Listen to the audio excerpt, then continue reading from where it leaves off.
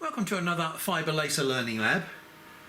Today we've got to stop chasing those colours that we were working on because, well, we're waiting for some kit to arrive. But in the meantime we can do something quite useful, and that's to examine the focus and the lens on this machine. Now, I promised I wasn't going to take this machine to pieces, but you know, promises are made to be broken. The only thing is, this lens in here is very expensive, hence I've got a piece of soft material here. I don't intend to drop it, but it's just a precautionary measure. Now, this is a very interesting lens. It's called an f-theta lens. I don't know who supplies this lens because there isn't, as far as I can see, a name on it. I've looked at the price of these from a very reputable company called Thor Labs, and I'm holding almost £1,000 here, so yeah, this is why I don't want to drop it. Now, we'll just have a quick look here at the lens, and it's got a flat surface on the front, which implies that it's got a protective cover on it. And we've got, I think, maybe two elements in there. There's that one there, and you can probably see another reflection off of another element inside. And I think if we go and look on the front, we shall see the same. We shall see we've got two or three elements in there. Now, the thing that interests me about this lens is we've got the working elements here. I've had a quick look at some diagrams for this lens, and they haven't specified a particular place for the focal length. I mean, it's quite difficult to get to a focal length, if you can imagine, because we can't physically get up there and check against the lens because we've got this piece of flat glass, protection glass, in between. If we look here where they specify the focal length as 254, 10 inches. But where that's measured from, we don't know. This 261 millimeters here against 254 for the lens seemed a little bit strange. And here, in the software, they put that same number, 261, focus height. It was a little puzzling, so I got back in touch with Lotus Laser and asked the question. And the answer is actually very simple. Because it's much easier to and more accessible to measure something externally, what they've done, they've set that 261 dimension from this underface here down to the table. So they set the focus up by a test, and then they will specify what this dimension between the table and that is. So it's a practical dimension rather than an actual focal distance. What I'm going to do is to check the focal distance for myself. They have their own method of setting the focal distance, which is to draw a series of lines. They deduce from that somehow the focal distance. Although I've got the program, it doesn't work as expected, so I suspect all the powers are maybe for a 30-watt laser as opposed to a 20-watt laser. But we're going to go ahead and we're going to check my method of doing it, and I'll explain why I'm doing it my way. So at the end of this exercise we shall see how different this method is, by which this machine has been set up, I believe, and my method is. For those of you that are still awake, you'll notice that we're not on the fibre laser at the moment. I want to demonstrate something to you using the constant power machine. So we're using a fixed power for all of these tests.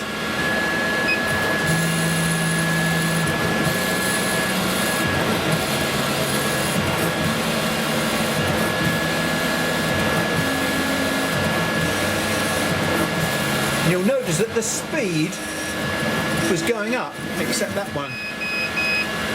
Something strange about that one. So here we've got my fairly crude representation of a laser beam. It's parallel, because that's exactly what we used, a parallel laser beam, to produce these marks here.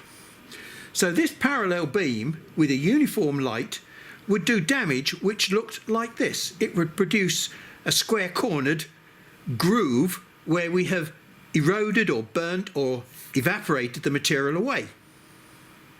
In reality, that's not what we've got here, because the light from the laser beam is not of uniform intensity. The light from the laser beam is more like this, where you've got an intense beam in the centre and it gets less and less towards the outside. So if I draw a graph of the intensity within that beam, what I shall find is it looks like this. Okay, where the most intense light is at the centre and the least amount of light is at the edge. So that's 0 and that's max intensity. If I use that beam to damage material now, I will not produce a hole that looks like this with square corners. The area of intensity at the centre will do the most damage to the material. Now, light intensity is a strange thing to think about. Now, before I proceed with this diagram, I'm going to show you another couple of experiments which I hope will try and explain to you what's actually going on inside this laser beam. Okay, so I've got a nice gentle flame here, and look, I can pass my hand through that flame quite slowly. Yes, I'm creating a little bit of smoke on my hand there, but it's not hurting because I haven't reached what would be called the damage threshold for that material. I can feel that flame is warm on my hand, but at the moment it hasn't done any damage to my skin. It's just warmed it up. I think you'll appreciate that if I was to do that much slower than that, then the amount of energy in that flame would be sufficient to burn my hand, i.e. it would exceed the damage threshold of my flesh. But that's only dependent upon the speed at which I pass my hand through or over that flame. Although it's a fairly low intensity of heat, given enough time, it will damage the material that you're trying to damage. But it's time related. Energy against time. Not much energy, lots of time, we still get the same damage. What do you think now?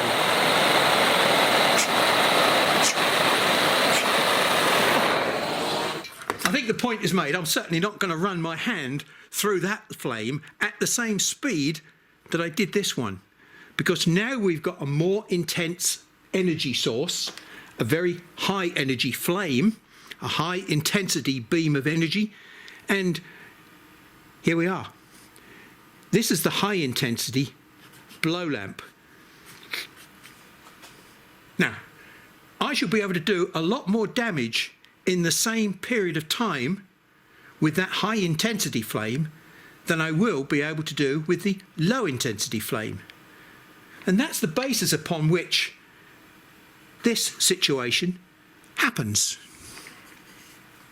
Where I've got very high energy, I can move fast and I will still produce a mark because the high energy is in that area there. But when I move the beam slowly, as in this case here, I will allow enough time for that part of the beam to have an effect, as well as this part of the beam. So when we look at this here, we shall find that not only is it wide, but it's also got a groove in it, because the central part of the beam has taken the centre of that out, and the edge part of the beam, this low energy part of the beam, has had enough time to make the beam burn wider. So as we get faster and faster and faster, we should be using less and less and less. Only the high intensity part of the beam will eventually exist here to do any damage. Here at this point, we're just about on a balance with the damage threshold for the material. If we go much faster, we won't make any marks at all. Okay, let's put the constant power laser aside now. And here we are, we've got a change of beam. We're in blue beam now. That's the fibre laser. But the fibre laser has still got this Gaussian distribution energy in its beam. And it starts off at roughly 7mm diameter, so the spec sheet says.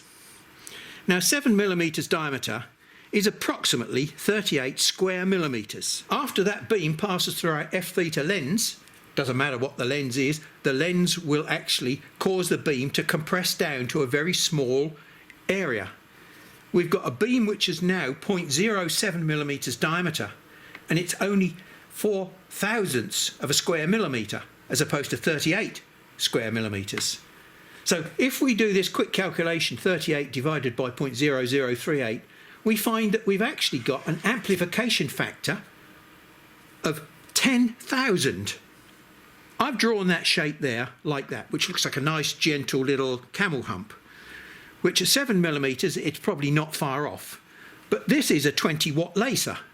So that area under there represents 20 watts. Doesn't matter what the unit is, that's what the area represents, 20 watts.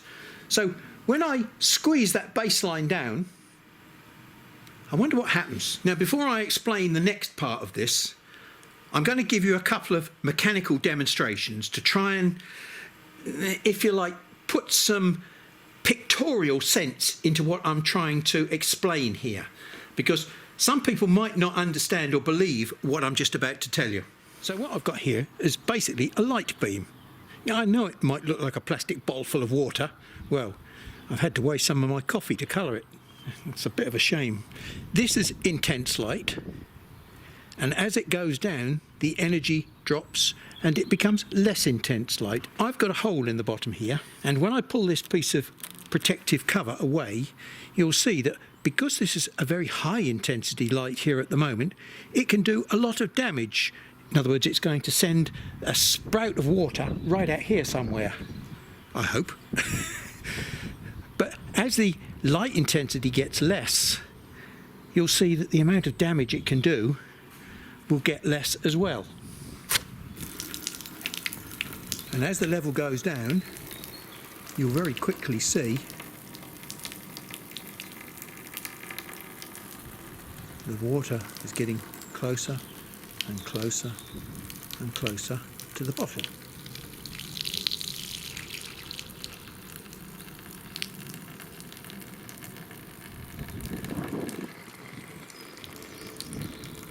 Got here is a piece of silicon tube, which is stretchy, and it's got a small bore in it, around about 3mm bore.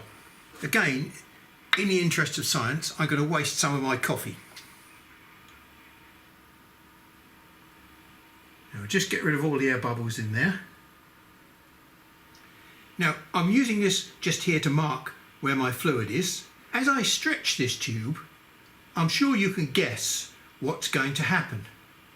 The bore of the tube gets smaller and smaller and smaller, and basically, look, we've increased the head of fluid. We've basically increased the energy level in that water if it wants to escape out the bottom.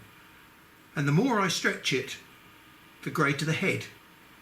So as I squeeze something down, it will increase its energy level.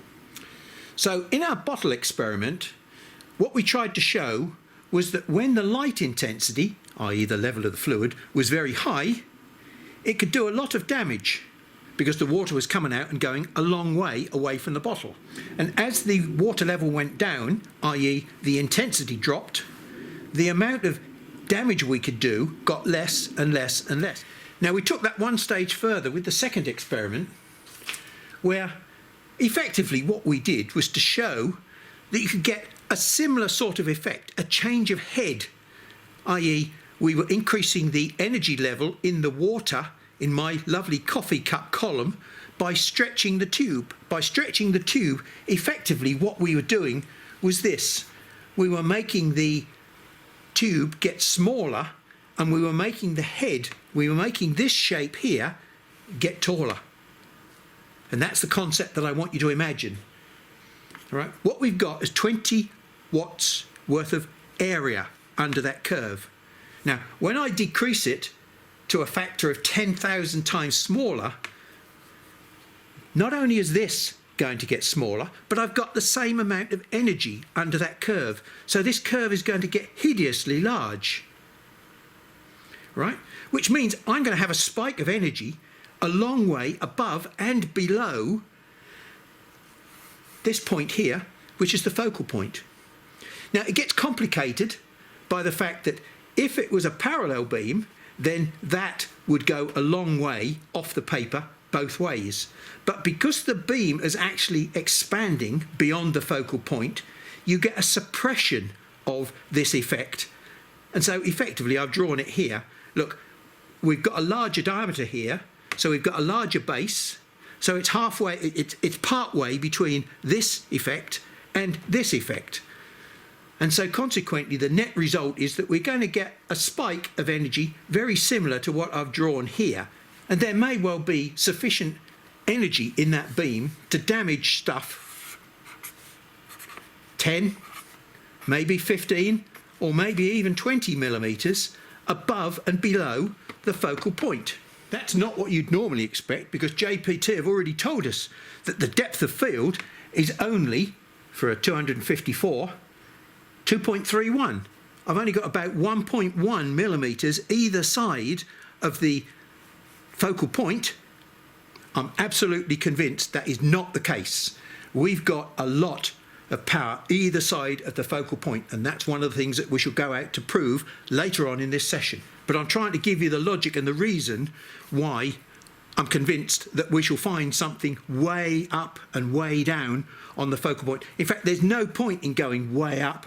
We may as well just start off with our material down here and lift the beam up and up and up. We'll only look for 1/2 of that, because whatever's happening down here will also be happening up here as well, because this is the beam coming in to power and then it's going out of power. So we come back to this concept of light energy hitting a surface. When the light energy hits the surface, it excites the molecules on the surface into a higher state of vibration. And that higher state of vibration is the molecule getting hotter and hotter and hotter. The higher the light intensity, the more that effect is going to happen quickly. You may think this wood has burnt. Yeah, that's what they tell you at school. But in fact, in reality, what's happened is the molecules have vibrated so fast that they've exceeded their damaged threshold, and they have flown apart because they can't stay in the relationship they had when it was ordinary cold wood. And what they've done, they've changed into a different sort of chemical. And what we've got here is a sort of a mixture of carbon and various other chemicals that have combined with those chemicals that were previously in the wood and those chemicals that are in the air. So this browning effect that we've got here is effectively self-destruction of the molecules caused by the light, but the light has only vibrated the molecules into a self-destruct mode. I just hope I'm getting this message over to you. It's a very strange phenomenon. Light intensity is the key to the way in which this laser beam works. And we've just shown you previously that there is a spike of intense light right down the centre of this beam, which looks something like this. This intense light may affect the material that we're firing at. On the other hand, if we've got something like this, which is acrylic, it may not affect it at all. This is a different structure, so therefore it doesn't respond to this sort of frequency of light. So there's no guarantee that this light intensity will have an effect on the material. But it may have an effect, and it may have an effect which is different for different materials, because not all materials will excite at the same rate. The faster you can vibrate the molecules with this intensity of light, the more it will damage. Now, why am I telling you all of this? Well, look, here's the focal point. Here's the width of the beam at the focal point. And what we shall do when we fire a pulse at the material, what we shall do is we shall produce a mark like this.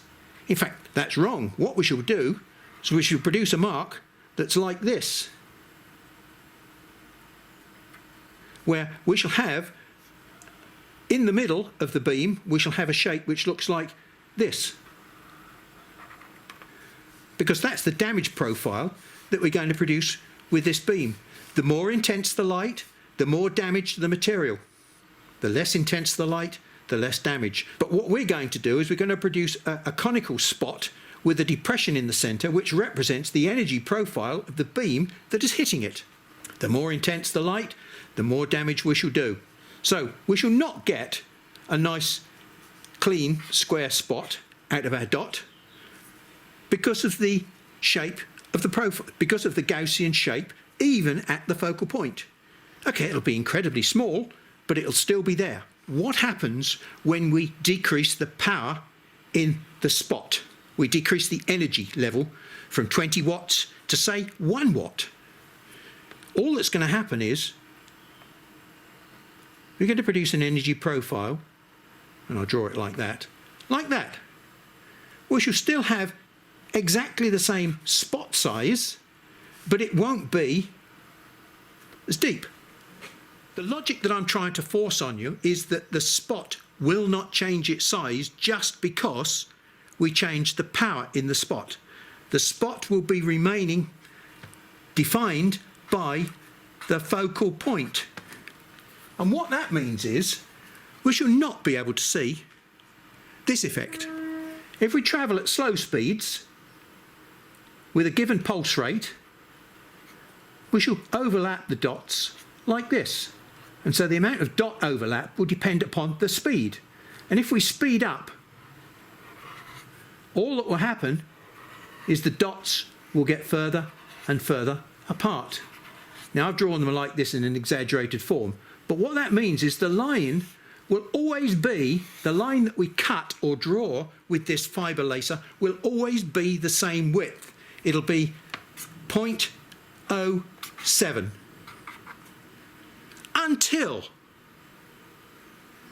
we reach this part of the beam, where we will expect, when we run out of power, if we lift the focal point, and this is what we shall be looking for later, until we get to this point here, there is sufficient power here to do damage, but it'll do damage with smaller and smaller dots like that until we run off the end of the energy profile. If we put the beam in too far and gradually lifted the beam out, we would have exactly the same effect this end. Okay, if we lowered and raised the focal point, that's what we expect to see. On that basis, I'm going to suggest a method by which we're going to find out where the focal point is, because this is a completely different approach to that which I think Lotus Laser are using. I haven't been able to use their method at the moment because I can't get their program to run on this machine. But that's because I think it probably is a program designed for a slightly more powerful machine, and I just can't get it's not correct for this machine. We know that this machine has been set up by Lotus Laser to an exact point on the table where they think the focal point is. My plan is to use this, i.e. a line through there, to find out where the line starts and where the line finishes. Lines like this, where we'll change the focal point up and down to see if we can find the start and the finish of lines of different powers. And if I get it right, what I should do, I should find that all these lines look like that, and the centre point of all of those lines represents this focal point here. Let's see if we can put some of that theory into practice and see how much of it is right and how much of it is egg on my face. So here's my program. I've got 5 lines on here, all done at different powers and different speeds. And I've got the 5 top lines are an exact copy of the 5 bottom lines. These are done from right to left, and I've flipped this copy over to make it run from left to right. So I've got the same program running in each direction. I've now integrated the pattern together so that it looks like that. So what I've got here is a piece of 10mm thick material sitting on top of a piece of 0.5mm thick aluminium. And on top of that we've got a piece of 0.5mm thick stainless steel. So the top surface of this stainless steel relative to the base is 0.5 mm plus 0.5 mm. So the top surface starts off 1mm above the base, and then it finishes up 0.5 mm, 0.5 mm and 10, it finishes up 11mm above the base. So whatever happens, basically I've got a 10mm slope there. But it's at the centre point of that slope, regardless of the length of that piece of material, at the centre of that piece of material, it will be 6mm above the table.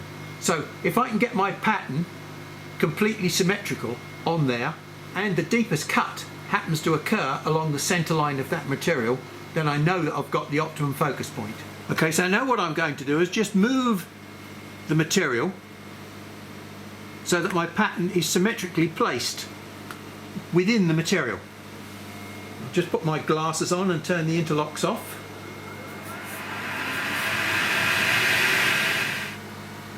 Okay, now not all the lines are obvious in this artificial light. There are burn lines along the top there that go nearly to the end of my pattern, but those burn lines towards the bottom, where I had a lot less power, I'm measuring the width of that and it's 80 millimeters. So the deepest cut is happening at the center of my material, so I have got the focus just right. The midpoint of that plate is sitting at 6 millimeters above the base plate. So Lotus Laser have set their machine up such that Z equals 0. So if I take my 6 millimeters away from that, it means that my setting is half a millimeter higher than their setting. I feel very happy to leave their setting as it is, but now you have another way in which you can check your focus if you need to. So in real terms, we don't have to worry about exactly what this dimension is. Now this is a very interesting fact sheet and tutorial about how f-theta lenses work. There's a calculation here for working out what the spot size is likely to be as well. Now, I'm certainly no mathematician, but to be honest, it didn't take a great deal of effort to do a quick calculation, read through this and put the numbers in, and in fact the calculation came out to 0.07 for this lens. Now this is not necessarily a Thor Labs lens, so it might be slightly different, and the claim for this lens is 0.065. So it's about the same, you know, give or take half a hair. I now understand quite a lot more about the lenses themselves and how to check and set the focal distance of this lens away from the work surface. Now I'm grossly exaggerating this picture as I draw it on my hand, but you'll remember me saying there is an intensity distribution within this beam, which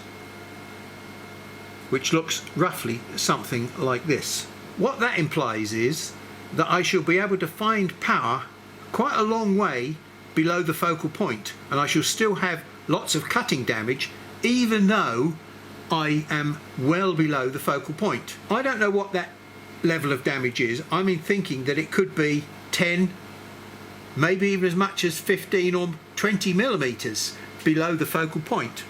But equally well, what you must remember is whatever's below will also be above. So if I've got something like this that I want to engrave, for example, so I should probably be able to draw a very wide logo within the focal range of this lens. Now, it all depends on the pulse power, because I'm very convinced that if you make the pulses very large, then what we shall have much sharper shapes like this. But when we start reducing the power, then what we should do, we shall finish up with much more softer shapes like this, and we won't have as much range. So we'll just go and investigate that a little bit and see what we can find. So I've written a program here which starts off at position 0, i.e. the focus point is on the table, and it's that 0 there. So I've got 8 3/4 millimeters overall, but I'm using a 0.5 millimeter test piece. So therefore the focal point will be finishing up 8.25 millimeters above the work surface. So this is with a 2 nanosecond pulse at 250 millimeters a second.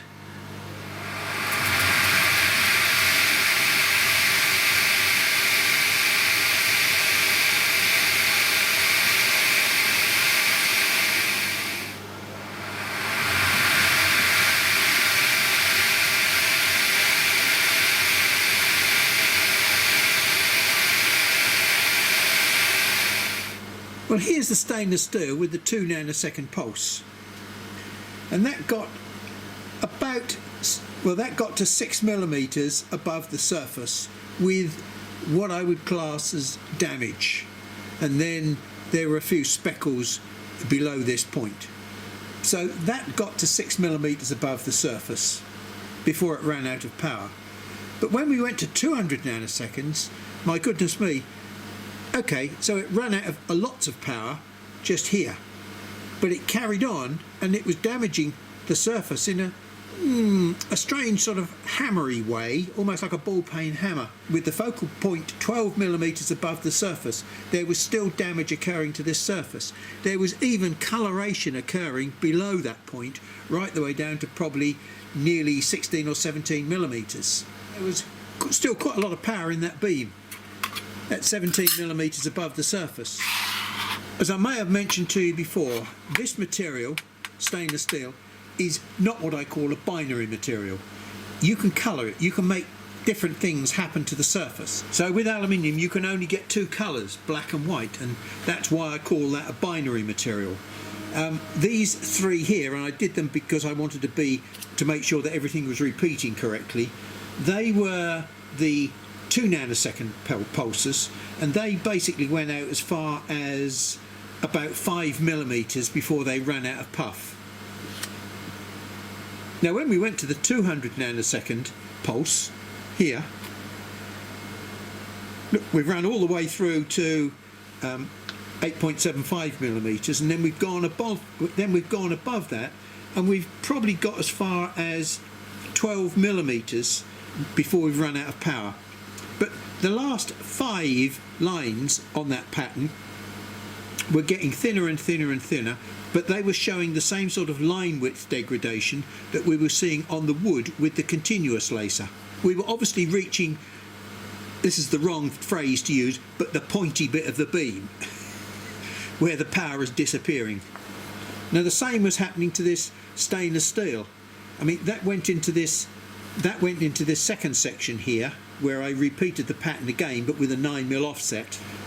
That went up to about 12 millimeters in total, where the last 5 lines were gradually getting narrower and narrower. So as I said to you at the beginning of this session, we're now waiting for equipment to be able to look closely at these surfaces, because trust me, what you see through here is just mind-blowing. You just cannot believe what's happening to that surface. This is only a low power system, which is great because it gives me a lovely stereo view, and I can see the depth of the grooves, the depth of the cuts, I can see the damage on the side of the cuts. It's absolutely amazing. Until we get a camera to stick on here, you won't be able to see what's under there. In about a week or so, I hope to have another microscope where we can examine the surface very, very closely. But I've still got to wait until I get my camera from China. China? Well, they've got this problem at the moment that might delay things leaving China. Well, I think that was a very useful session on focus, and I think we can see that my prediction of what was likely to be happening around this focal point, it appears that the long nanosecond pulses are the ones that are actually extending way, way down beyond the focal point. Well, that's another little fragment of knowledge and information that we can put in the can and build into our analysis when we see things. And it's so sad at this moment in time that you can't see what I can see. I've now got the correct parameters for the Lotus Laser focus test. So we're going to give that a try and see how we get on and how that compares to the results that I got.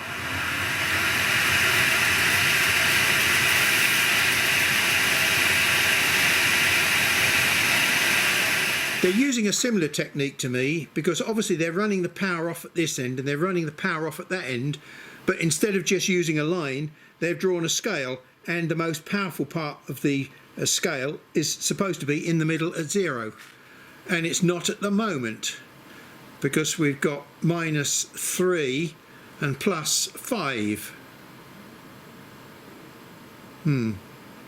So it looks as though the machine needs to go up by at least half or 1 millimeter. This has now got a setting of 1.25 minus the thickness of material, which is 0.5, so this is now 0.75 above the material, and my setting came out to 0.5 above the material.